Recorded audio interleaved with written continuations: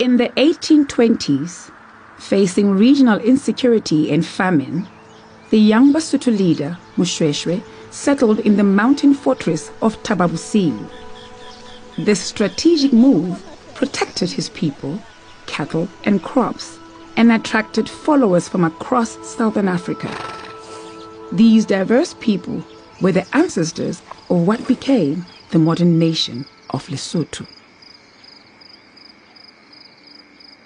King Moshoeshoe's wisdom in part derived from his teacher, the great Basotho philosopher Mohlomi.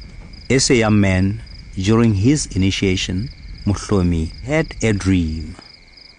The roof of the hut he was in opened, and a giant eagle took him above the clouds.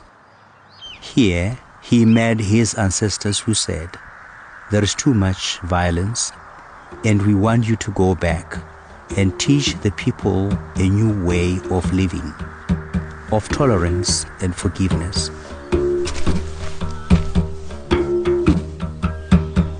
The most valuable legacy of King Moshoeshoe's diplomacy and wisdom is the fact that we have a country that is our own. The fact that we have been able to survive for 200 years is a very great achievement for him and also for us as his people. Lesotho phate ya Moshoeshoe, phate ya bilwe ka ditho tsa kgomo ya lekaba, ka ya ma ho yona ka tadimanaha. In the 1820s, Moshoeshoe's strategies and leadership resulted in prosperity and security for his people. However, this prosperity was short-lived. By the 1830s, Boer settlers were encroaching on his land, and to address this, he sought strategic advice. In 1833, 3 French missionaries from the Paris Missionary Society arrived in the Cape Province. King Moshoeshoe heard of their presence from a Griqua hunter, Adam Kroth, and sent him to welcome them to his kingdom, where the missionaries soon aligned their fate with that of the Basotho.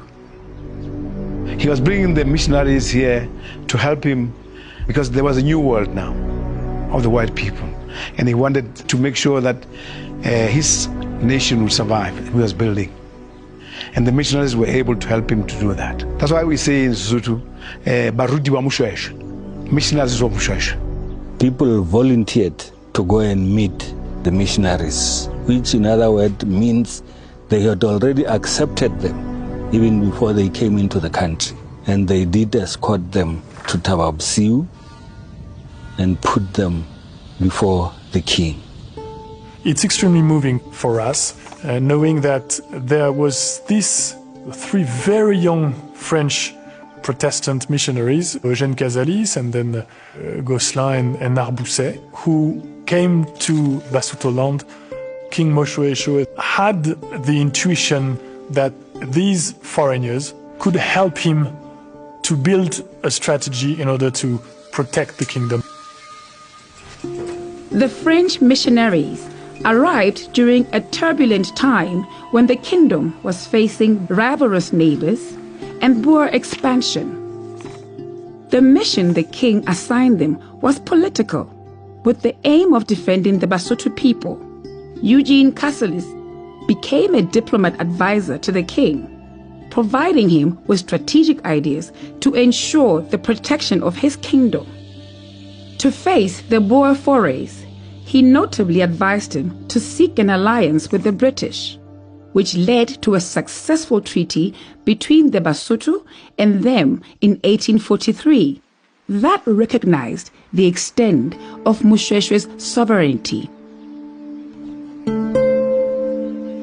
Eugene Casalis specifically was a lieutenant. Beyond being a pastor, he was one of Moshoeshoe's right-hand men, and his advice obviously stood Moshoeshoe in good stead, and we benefited a lot from their advice.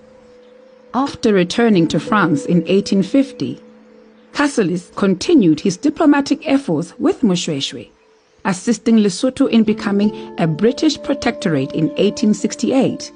which secured the nation's autonomy and sovereignty.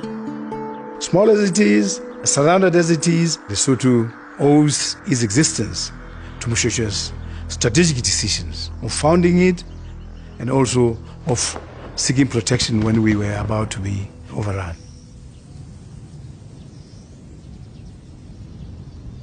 What Moshoeshoe has achieved is that we have a nation today, a sovereign, independent state of Lesotho. I'm in the 6th generation from our great-great-great-grandfather who came to Morija with the first missionaries in 1833. It is not all families in Lesotho who had the opportunity to play the role that my family played. Schools were built, churches were built, education became more widespread. So that is a legacy that we can attribute to the first missionaries. Moshoeshoe was very much ahead of his time.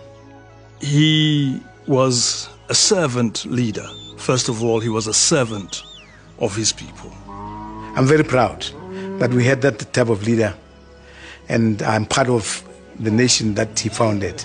We are the children of Moshoeshoe. Going forward, we can borrow from those values and those principles that Morija Mushoshoeshoe and his people and colleagues at that time instilled in his nation as he built it up. The principles of inclusiveness. Never say to anybody who is not like you, you are not like me. You say, we all human beings, we all